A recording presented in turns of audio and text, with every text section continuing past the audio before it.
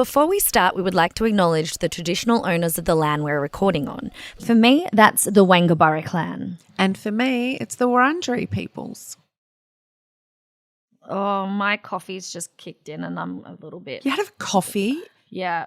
Why don't you just have a Red Bull and some TLC? Yeah, why don't I just have a freaking... Like, me having a coffee is like, why don't I just do a line of something that's so bad for me? Why don't you just start crack?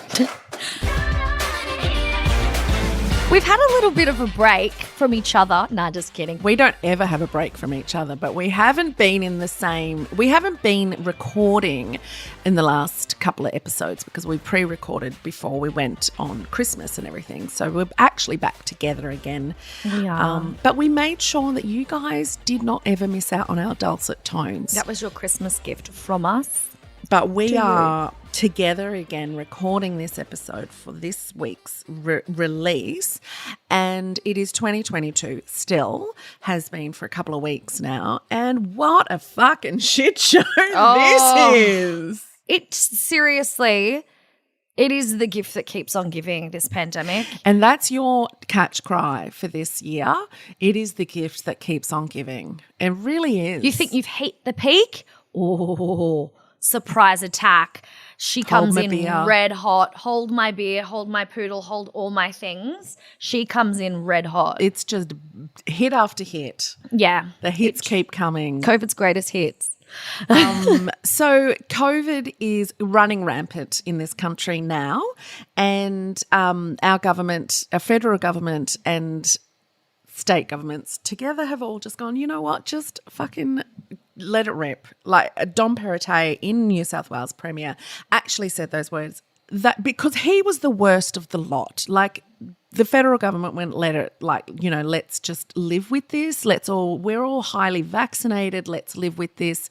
Not knowing that Omicron was going to be such a sneaky little fucker and everyone was going to start getting it whether they were vaccinated or not. They have found that if you're boosted, though, you have a really high level of not immunity, whatever it is, to keep you out of hospital. That's the one thing that the vaccinations have proven beyond reasonable doubt, that they've got studies, they are keeping us out of hospitals, but the hospitals are still highly overrun with unvaccinated people.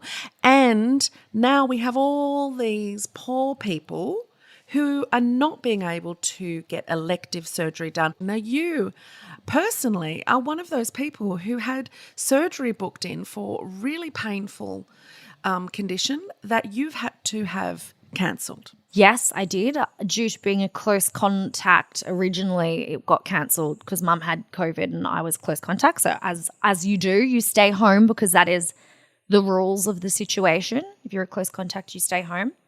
So I did that, and I was a bit disappointed because obviously with being kept out of the state last year for 3 months because Anna wouldn't let me back in, and now she's just like COVID for everybody, I was in a lot of pain and I was waiting to get home to my gynecologist and surgeon because I do need surgery quite, you know, they say it's elective, but I didn't elect for myself to have this body, did I? And to have it turn on me.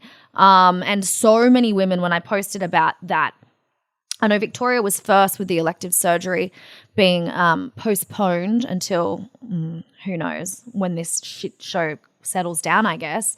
But there's so many women. Like I've heard some absolute horror stories where elective surgery is getting their insides are literally falling out of their vaginas and they're like, oh no, that's elective. It's like how sometimes I feel like we're living in Handmaid's Tale. And I'm like, why are women, it's like we're less than, and you see it more when you're in a global pandemic because you just see what actually is classified elective. And it's just, it shouldn't be. I don't know now. I think Queensland, if you're private, which I am, only because I can thankfully afford to be now. My last two surgeries were in public and I got absolutely butchered. I didn't know I had a fibroid growing inside of me or PCOS. I just thought I had endo. So I've had to, you know, fork out to go private. I'm booked in now for Valentine's Day to get my laparoscopy and other things. Valentine's Day, how fitting. What way to celebrate what better way? your love for yourself than having an old man shove something up your nunka? And pull shit out. Yeah. Yeah, that's Get it self-love out of right me. there. Oh, my God. The Alfred Cardiac Association, they are talking all about the cancer and cardiac people who – that is all elective surgery. A lot of people we've realised since you've had your – surgery booked in and then cancelled. A lot of people think that elective surgery is getting your tits done. Yes. Or like a tummy tuck. There is so much elective surgery that really shouldn't be classed as elective surgery. And, you know, they say it's not life-threatening, but when you're not being diagnosed with a lump on your neck or some skin cancer, that becomes life-threatening. But because it's not life-threatening at the time, it's elective. Yeah. It's really weird to me. I have a cousin who is an anti-vaxxer. Now, Don't what we all? drives me insane is that she, just a couple of years ago, had cancer, a B-cell carcinoma on her nose, and had it cut out, and she went through chemotherapy. And she's great. She lost all her hair, but she's back to normal. She's healthy. She won't get the vaccine. And I just want to ask, if you were in this situation back then and you couldn't get in to get that chemo done because that's elective, because people who are choosing not to get a vaccine are now becoming so incredibly sick with the virus that we're all getting, and they're taking up all the room. Yeah. And then there are other people who are vaccinated, but they're getting so sick that they can't work properly, even though they're not needing to be hospitalised. These are people like nurses and doctors who can't, orderlies, clerks in the hospitals, they can't go to work because they're close contacts or they've got the virus themselves. Your surgery, your chemo can't be done. I want to ask, what would you do? Would you take a life-saving vaccine, or do you still refuse to do it because you don't want to put a new kind of vaccine or, something that's already been proven to be working? Would you still choose to be that selfish because it's not happening to you? We are getting it. This whole, it didn't stop us getting it. It didn't stop us transmitting it. No, it didn't. Never said it would. Did they ever say that? Never did. That's something that they've grabbed onto. And again, like so many things that they've grabbed onto in misinformation, it's wrong. Well, what you search for, you'll find, right? We always say that. It has reduced the severity of it, so much so that you can have this hideous virus at home and feel like you're dying, but you're not. You don't need to go to hospital. The ones who are going to hospital, the ones who are unvaccinated. And they're frightened, aren't they? Because deep down, they probably think, oh, God, I've dug myself in this massive old hole now. I'm going to look like a real twat if I'm like, oh, just kidding. No, I've been so sick. Oh, you can see how freaking selfish and privileged I am because it's happened to me. So now I'll get vaxxed. Yeah. And another thing you and I always say, we often say, you do your natural way now, but if you got COVID, would you then expect to go into the hospital that warned you that you were going to get this sick? But now all of a sudden you want them. Yes. You've put them at danger now too, when you've had two years to listen to them, the professionals, but now you want the professionals' help. Now you want their help. Why don't you refuse the treatment that you would need when you go into hospital? What, they're all in hospital on ventilators. Why don't you refuse that? I mean, in America, they actually are. They're screaming, don't put this on me. I want my ivermectin. Why aren't you giving me ivermectin? That's how fucked up this situation is. That's how deeply that they believe in misinformation, in non-scientific facts. It is really, truly staggering the spot that we are in this world and just how stupid we can be. That these incredibly smart people like scientists and doctors are doing everything they can and having it questioned. That's like gaslighting to a T. Doctors take a Hippocratic oath that they must never do harm. And they do everything they can to save these people's lives. And inside, can you imagine how they feel? Oh. Can you imagine having an asshole present themselves that says, I don't want the vaccine and I don't want your treatment, but you have to give it to them anyway. And you can't say, well, fuck off. You can't have treatment. I mean, there are countries like Singapore who have decided to start charging.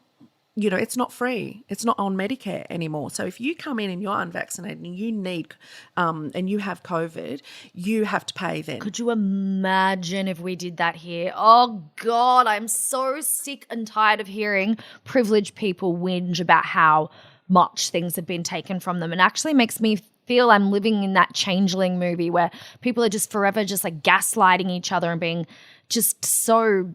Oh, it's got to the point, I think for so long, the last 2 years, I've not avoided it. I've been living in it, but I've created quite a safe space mentally to not take on too much of it.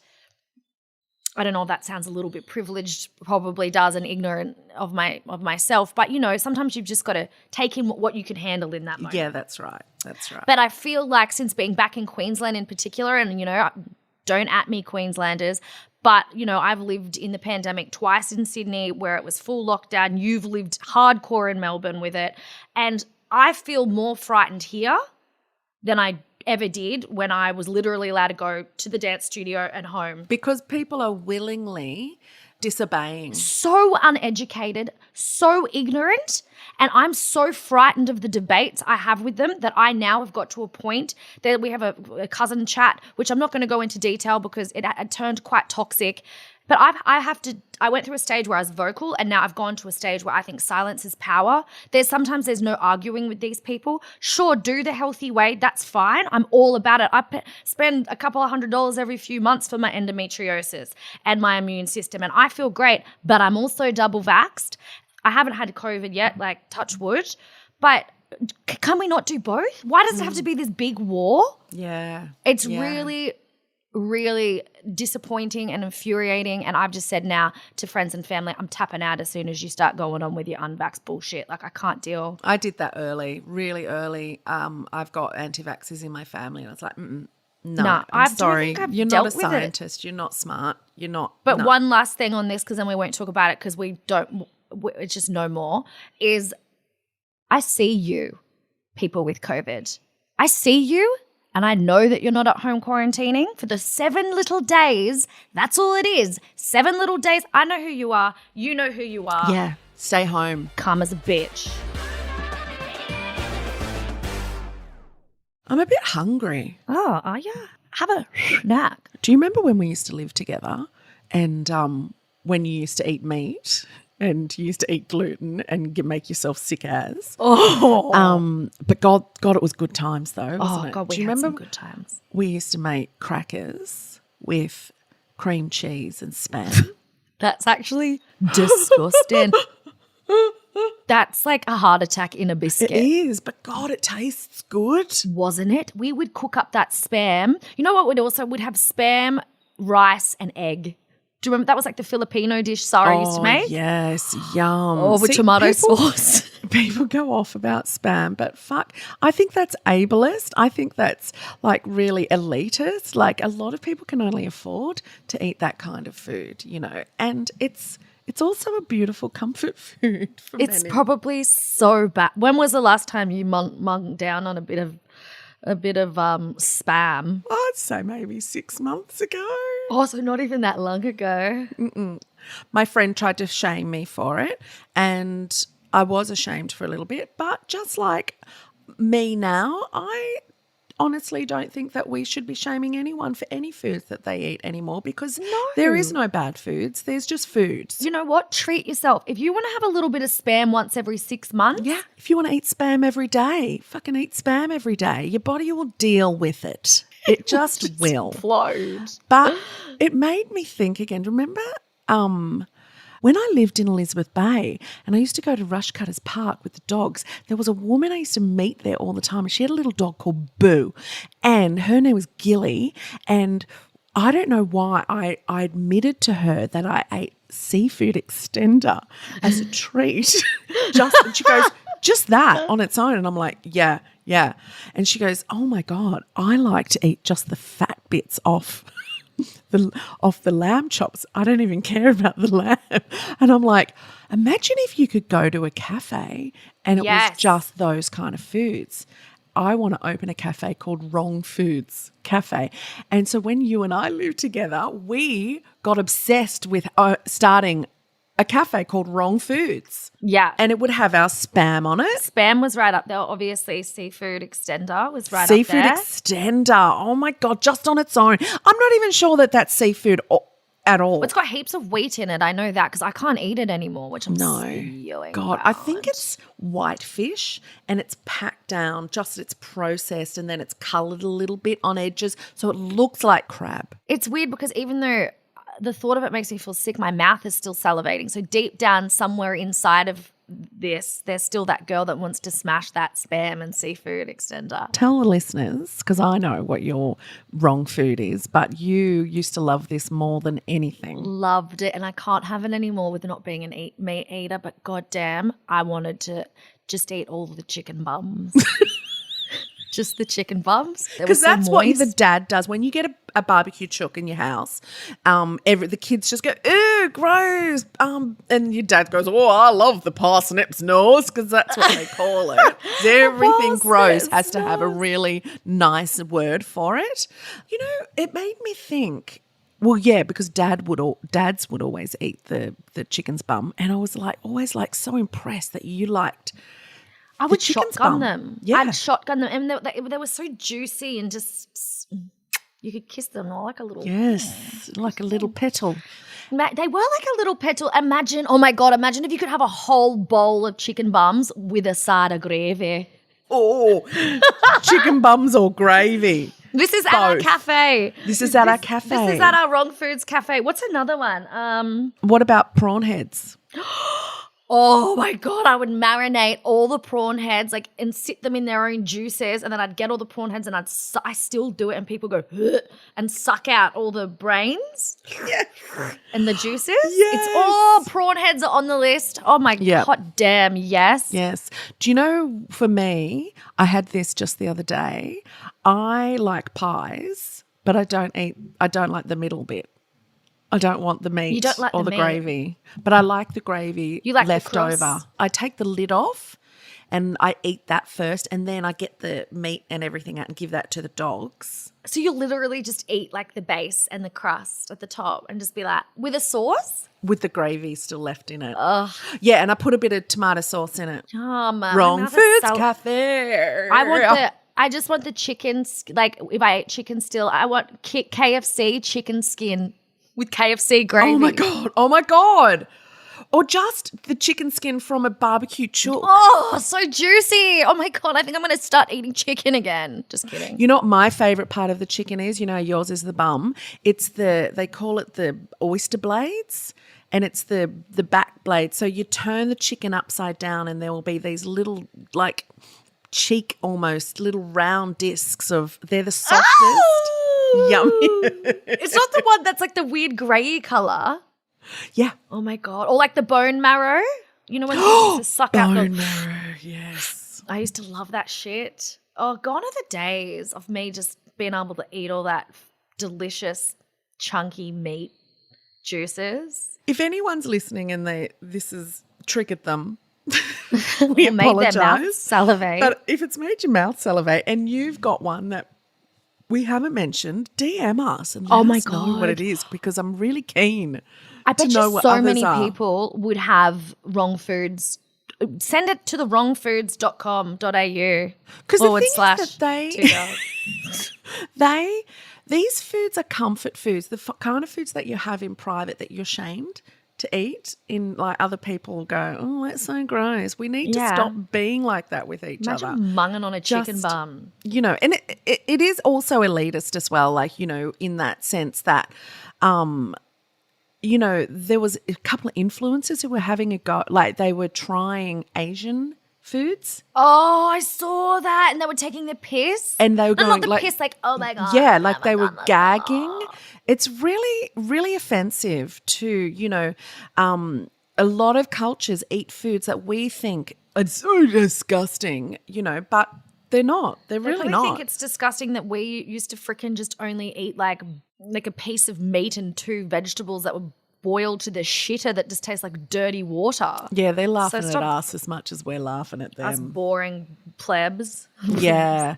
I mean, it was funny because when I watched that, in those influencers being such dumbasses at trying Asian foods, and they got to the dried fish and just dry reached, it made me so hungry when I saw that fish. It looked so yum.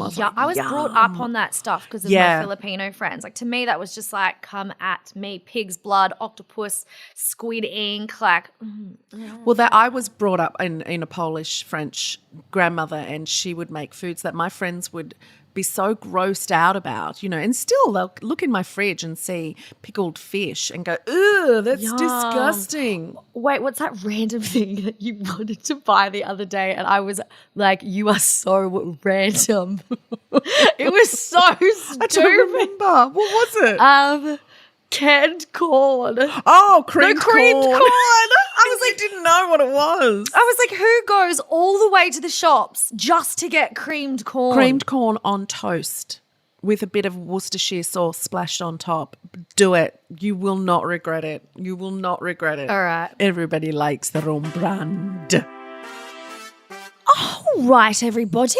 What a great way to restart. We've had a little break. We've had our holidays. Christmas is always a little bit like, don't know whether I'm Arthur or Martha or Jaffa. But yeah, thanks for listening to Two Gals One Pod. Just, check us out on the socials. You know the drill. You're not stupid. We do. We love you. We believe in you. And you should have the day that you deserve. Oh, yeah, you should.